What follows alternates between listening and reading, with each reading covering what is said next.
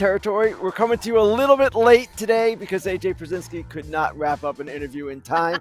I'm Ken Rosenthal. I'm here with Alanna Rizzo. This is the first time I think we've done a show together, Alanna, and as usual, there is plenty to discuss. Yes, it's so good to actually see you in person. I finally actually got to meet Ken's wife. She does exist, you guys. Lisa, a beautiful lady. We had a good dinner the other night. There's a lot to talk about, and let's start, Ken, with Vladimir Guerrero Jr. Apparently, money does talk, and we now know the number that he's seeking in terms of the next deal. A lot of money always talks. And yes, he is seeking $500 million in present day value. And that's what I reported a couple of days ago. John Heyman and Joel Sherman from the New York Post reported that what he had been offered by the Jays was in the $400 to $450 million range. Sportsnet later followed that and said it was more like $450. So the difference in present value is $50 million. Fans have been reaching out by Twitter, by my comment section and saying, whoa, $500 million for Vlad Guerrero Jr.? You've got to be kidding me. And I just want to remind people that when Shohei Ohtani had his surgery and was not going to be able to pitch, this was right before his free agency, his major elbow surgery, second one, I wrote that he's going to get $500 million anyway. And fans said, Ken, you're ridiculous. There's no way. He can't pitch now. He's not getting $500 million. Yeah, he got $500 million. Present day wasn't what that number was, but $700 guaranteed total, $460 in present day. And if he wanted it to be higher, it would have been higher. Then Juan Soto. Ken, Juan Soto's not worth as much as Shohei Ohtani. He doesn't pitch. And if you go back, I hope we have the clip, you go back and remember this exchange I had with AJ Pierzynski on Foul Territory. We discussed whether Juan Soto would get more than Shohei in present day value. I remember this. Here we go. Did you write that he's going to get more money than Ohtani? Because if he is, we might need to cut you off from whatever it is that you are talking about, Ken. I believe he's going to get more money than Ohtani. Now, not more than $700. I believe he's going to beat his present day value, which was $460, right? The Ohtani deal with the deferrals factored in, present day value, $460. Do I believe Juan Soto will get more than that? AJ, I will bet you right now that he gets more than that. Oh, I love that. Steak dinner. Why don't you think he'll get $460? Well, I just want to know what team's going to pay it. Mets, Yankees. There are teams out there. Yankees can afford a $50 million a year player? Yes. The Yankees afford him? Yes, they can afford him. The Mets will have a lot more payroll flexibility at the end of this season, and I would expect for Juan Soto, you will see other teams enter the fray as well. It's Juan Soto, man. He's going to be 26 next season as a free agent going into the market. He's going to do really well. I so enjoy bringing back this clip. And actually, I was wrong because Soto not only beat Ohtani in present day value, he beat him by $300 million in present day value, but he also beat him in total value. So the point is that Vlad Guerrero Jr., because he's going to be, as a free agent, entering his age 27 season, he's going to get paid. Don't tell me he's not worth it. Don't tell me any of this. The Blue Jays offered him $450. They think he's worth at least that much, and now it's a question of, Alanna, whether they can get to some kind of compromise. It's also a question, though, Ken, of I thought a deadline was supposed to be a deadline. I mean, Vladimir Guerrero Jr. made it very clear that if they didn't come to an agreement, a mutually agreed upon deal prior to a certain date of spring training, that he was no longer going to discuss it. He's certainly not going to discuss it while they're in the regular season. But apparently, if they come to him with the $500 million deal, the deadline is no longer. What's up with that? The deadline was a deadline for that particular day. But that day, after they did not reach an agreement, Vlad Jr. did say, hey, if they come to me with a realistic offer, yes, I'd still be willing to talk. Now, there probably is an expiration date for that kind of conversation. I imagine it's opening day. But if the Jays wanted to revisit this sometime in the next couple of weeks and get closer to his number or maybe get to his number, I can't imagine he would say no. He has made it pretty clear that he wants to stay. A lot of people don't want to go to Toronto. We've seen that over the last couple of years. Or not that they don't want to go, but they have other options that they consider better. So here's a guy who was born in Canada, is a homegrown Jay, is a guy who wants to stay, and his number is his number right now. They're not that far away from his number, it seems to me. that some kind of agreement can be reached. I mean, to you and I, and to most of the normal folk watching us, listening to us, $50 million is a big difference. However, if he is the face of the franchise, which I believe him to be, he's a homegrown kid, as you mentioned. You didn't get Shohei. You didn't get Juan Soto. You're not getting some of these other players. You have the $50 million. Would it behoove, to use Jim Tracy phrase, would it behoove the Jays to give him the extra 50, make him a forever Jay? I believe it would. The Jays probably have their own reasons for not going there just yet. And I know teams are always looking to be as efficient as possible and as disciplined. The Jays love that word, discipline. We want to be disciplined. I get it. But where are you without this guy? That's the problem. And we can go back through the past several years how they could have signed him for much less at various points. And if you weren't going to sign him, well, then you probably should have traded him. So here they are. Alanna, they're a team that after this season could lose both Vlad Jr. and Bo Bichette. Yeah. They don't have a good farm system. They've got other players whose contracts are expiring at some point relatively soon. They need to, in my view, get this building block in place, and then they can worry about some other things and start to proceed with him there and building around him. I mean, if they don't win now, when are they going to win? Because they don't have the complementary pieces, as you mentioned, in the farm system. It's almost like I remember when everybody from the Nationals was traded away, and Juan Soto. There's that meme of Juan Soto walking into the house and no one's around but him. I mean, that's kind of how I feel the Jays are now. If you don't win now, when will you? Well, it's a great question, and they have put a lot of resources into this year's team. They've done a lot. They acquired Jimenez, signed Santander, signed some relievers. Jeff Hoffman was one of them. They are clearly trying to win. Now, here's the other question. They're in a division that is really good, obviously. Let's say Guerrero Jr. is not signed, and let's say the deadline approaches and they're not really in it. Now, I don't know that that's going to happen because with expanded playoffs, everybody's in it all the time pretty much, but it could happen. And they've wanted to avoid distraction. That's one of the things that, of course, all teams want to do. They're going to have a big distraction.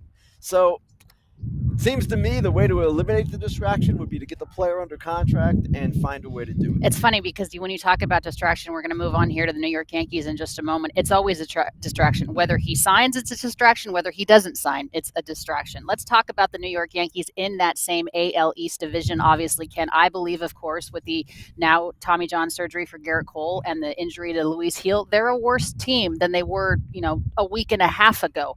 There are starters on the market.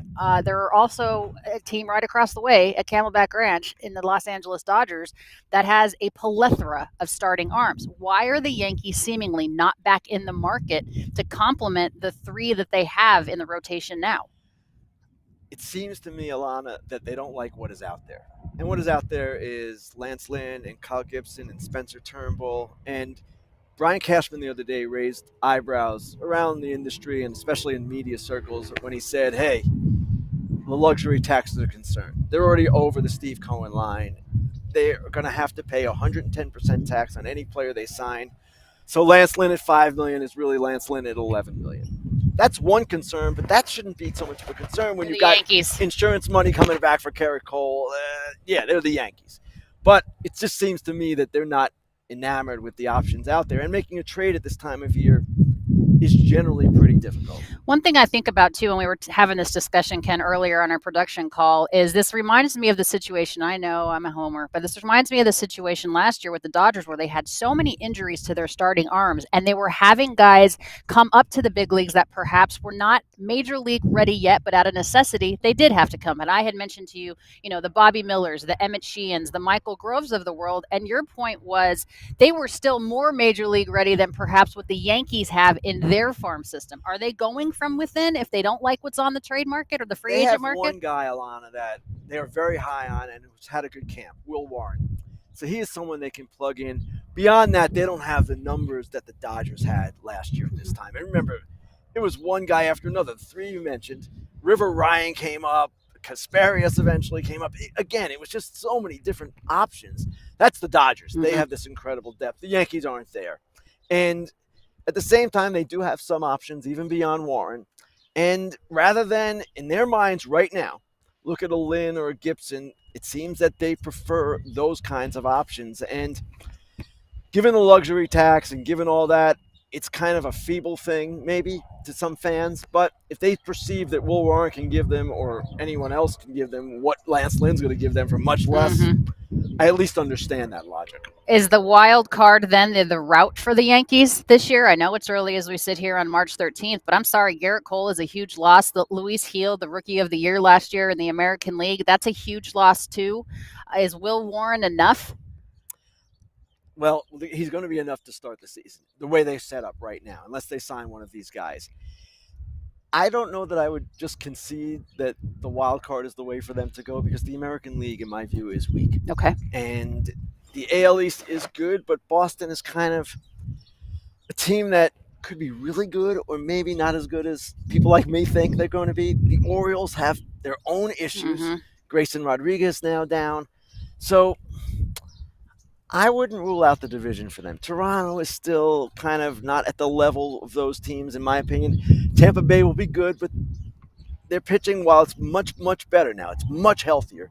Their offense is still a question, and they're going to be playing in a more hitter-friendly environment at Steinbrenner Field. So I wouldn't concede the division by any stretch, because the Yankees also can do things at the deadline if they need to, and who knows? It's just kind of more wide open. I was going to say it's a wide open path in the AL East, perhaps way more now than it was just a couple of weeks ago. Much more to come here on Fair Territory with Ken Rosenthal. Don't forget to get in your questions. We want you to be a part of this show. We're going to come back in just a moment after a word from Arena Club with our friends at Foul Territory. FT fam, if you love ripping packs of cards, there is a modern way to do that now on Arena Club with their slab packs and crats. I know you love ripping slab packs and getting that sweet card that you've always been looking for. Yeah, and you don't have to go through all the other ones, all the Kratz cards that are in there. Bang, you just get the big one, the one that you're just peeking right around the corner when you open that pack, the one you expect to get.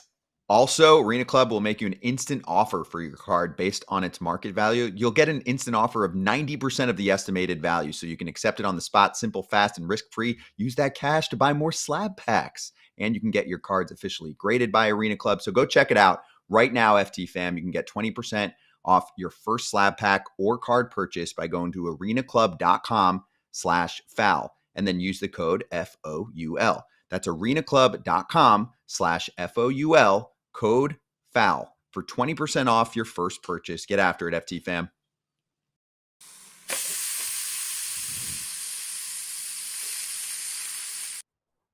All right, time now for Grillin Ken. This is where you have the opportunity to ask Ken some questions about anything going on around the league. I have a question for you, since we're sitting here at spring training while we wait for some of the questions to come in. Is there any, you've been doing this a long time, no disrespect, just means you've been doing it really well for a very long time.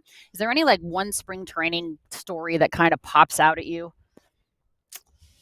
I put you on the spot. I threw him a curveball here while we wait for questions. It's a good story. You'll like this story. So after the Astros scandal, I said White Sox, I'm sitting here. The Astros sign stealing scandal. Next spring, if you remember, you do remember this, Cody Bellinger had some things to say. He did. Carlos Correa sends me a text. He wants to talk. So I'm like, okay, for an article? He goes, no. The cameras. I want the cameras. I was at MLB Network at the time. Our producer, Ben Freifeld, had just driven across the state to Tampa. The Astros are in West Palm. This is a 3-hour at least drive. The cameraman, the audio guy, also. They were all in Tampa having dinner. I called them and said, we need to do this. You guys, can you come back? I felt horrible about it. Ben and the crew drove all the way back. We did the interview, and that was probably the wildest spring training. Always when you sit down for dinner, I swear. That's when players are like, all right, let's call him. All right, a question here in Grillin Ken in regards to the Tampa Bay Rays. Ken obviously had just mentioned they're spending the entire season playing at Steinbrenner Field there in Tampa because of what's happened to Tropicana. So the question is, are the Rays moving to Tampa or Montreal? Not Montreal. Tampa is a possibility if they are sold to Tampa-based interests. Evan Drellick of The Athletic reported a couple of days ago that there is pressure from Major League Baseball and the owners on Stuart Sternberg, their owner, to sell the team.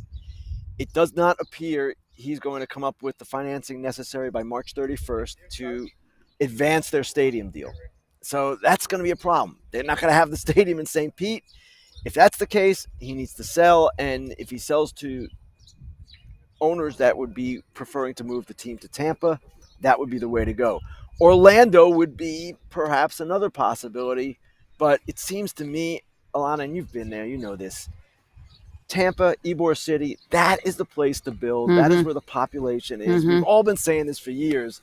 And St. Pete, kind of self-defeating in some ways. And that's the fear the Rays have with this whole stadium deal. I don't know, and you certainly would know more than I can, but I don't know that I've ever heard of a time in which the owners and Major League Baseball are putting pressure on an owner to sell. Why do you think that's happening now with this situation in particular with the Rays?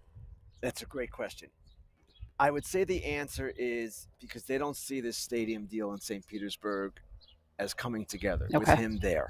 And if that's not going to come together, then what? He has not had good relations with people in St. Pete, with people in Tampa. It's kind of just gone awry for him. And I should say, when we're talking about Stuart Sternberg, we're talking about an owner of a very successful franchise, considering what they have spent each year. And a guy that is beloved by his employees. He just, for whatever reason, has not been able to kind of get this whole thing going and get it done. And that is why the pressure is there. They want this resolved once and for all. What do you think is a more precarious situation or a convoluted, confusing situation? The Athletics stadium issue or the Rays stadium issue? I would say the Rays right now. The Athletics have a deal in Las Vegas. They are adamant that that is going to happen. Major League Baseball is adamant that it's going to be something that gets done, even though there are those like me, perhaps, are they going to Vegas? Who have their suspicions. Yeah, but the Rays do not have anything like that in place. So I would say right now the Rays situation is more precarious. Okay, before we get into Dude and Dork of the Week, one more question. The breakout series begins today. Ken, do you have a breakout prospect that you have your eyes on, somebody that we should be paying attention to? I mean, obviously everybody in the breakout series has a high ceiling, we think, but is there somebody in particular we should watch? A guy that stands out to me is someone I wrote about a couple of weeks ago, Chandler Simpson with the Rays. He is probably the fastest man in baseball. He makes contact like a rise. That's him. Wow. He's a contact guy who is really fast, is learning and has learned to play center field. I don't know that he is on the immediate future of the Rays or the immediate radar of the Rays. They have some other prospects that are ahead of him. But he is a fascinating guy. There are people who say this guy hits for no power. You can't have him in the major leagues. And then there are people who say, man, I can't wait to see Chandler Simpson. Yeah, I mean, contact hitter, though, like a rise. I mean, he wins the batting title. I mean, there's something to be said about that. And when this guy puts the ball on the ground, he can fly. He's almost always safe. So who wins in a race, Simpson or the Flash or the Freeze or whatever in Atlanta? I asked Simpson if he would beat some of the people in Major League Baseball today. If you remember, Jazz Chisholm Jr. came out at one point and said, I'm faster than Bobby. Everybody but Bobby Witt. And Chandler Simpson, who is a young guy and not disrespectful. He's a very, well-mannered guy, whatever. He goes, I like my chance. Oh, I love that. You got to be confident. There's a difference between confidence and arrogance. Okay, yes. Time now for Dude of the Week. Dude.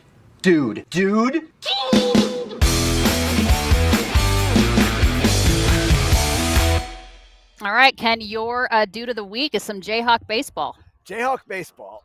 5 consecutive home runs in a game against the University of Minnesota. Now, that is awesome, and that's why they are the Dudes of the Week, Kansas University baseball. However, Minnesota, what are we doing here? And I was a guy who in 1987, my first year covering baseball, covered a game in which the Orioles allowed 10 home runs to Toronto Blue Jays, a record that still stands. Most home runs in a game. The Orioles' late general manager, Hank Peters, made a video the following spring of how not to pitch. He used those 10 home runs as the example. So while Kansas, yes, Dudes of the Week, no doubt, Minnesota needs to be kind of making a video. Yeah, they're kind of almost the Dorks of the Week. We're going to get there in just a moment. My Dude of the Week is the Los Angeles Dodgers front office and Dave Roberts. For giving Dave a well-earned, in my opinion, a well-earned contract extension, 4 years, $32 million, the highest AAV, surpassing Craig Counsell's deal. I mean, Dave's earned it. He's taken that team to the postseason. I understand he has an amazing roster, but there's a lot more to getting to where Dave has gotten just based on the roster construction. So he is my Dude of the Week. Congratulations, Doc. Very well earned. All right, time now for the John Fisher Dork of the Week.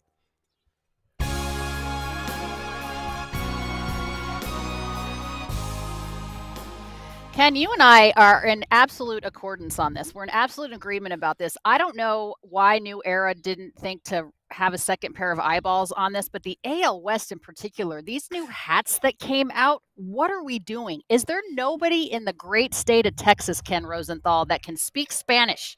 Look at this hat, for goodness sakes. You guys, I don't know if you know what that means, but it's not a very complimentary way to talk about the ladies. Okay? And then the Athletics asks, what are we doing, Ken? Alanna, what boggles the mind here is presumably New Era, like any big company, has all these quality control people, goodness. all these PR people, all these people checking the various products that they're going to sell. First of all, this product's kind of dumb anyway. This overlap thing. I'm not into it. Anyway, but for that aside, how do you do this and not see, oh, we might have a problem? Yeah. And guess what? Last year, we had the uniform fiasco. It's good for social media. Oh, my it's goodness. good for the Athletic and other media outlets to write about because we have a great time with all this, but it looks ridiculous. And it's pretty rare when Alanna and I decide on the same Dorks of the Week. New Era, you did it. I'm not going to name the award for you. It's still the John Fisher Dork of the Week, but you guys, nice job. Yeah, our social media and one of our wonderful producers, directors, Derek Lewandowski, just said, I need all of these hats. You would. By the way, Angels, you can't even see the G. It's like anyway, what a mess. Tetas and ass. You got to love it. All right, now, before we say goodbye, time now to give a shout out to our great friends at BetMGM. Let's go ahead and give them a shout out on the BetMGM first bet $40 or $1,500 offer when you use the bonus code FOUL. Get this offer when you download the BetMGM Sportsbook app or at BetMGM.com. Sign up, enter that bonus code FOUL, and deposit at least $10 into your new account. Place your first wager, receive up to $1,500 back in bonus bets. If the bet loses, if the bet does lose, your bonus bets will be available once your initial wager is settled. Gambling problem or concern, there is help. Call 1-800-GAMBLER. Well, thank you so much for watching Fair Territory with Ken Rosenthal. It's great to be with you in person, live here from Camelback Ranch, White Sox camp. We're still live right here because Foul Territory is next. It is Eric Kratz. It is Scott Braun. It is AJ Pierzynski. And then Dodgers Territory with myself and Clint Pasillas follows. We appreciate you guys. Don't forget to like and subscribe. Foul Territory is next.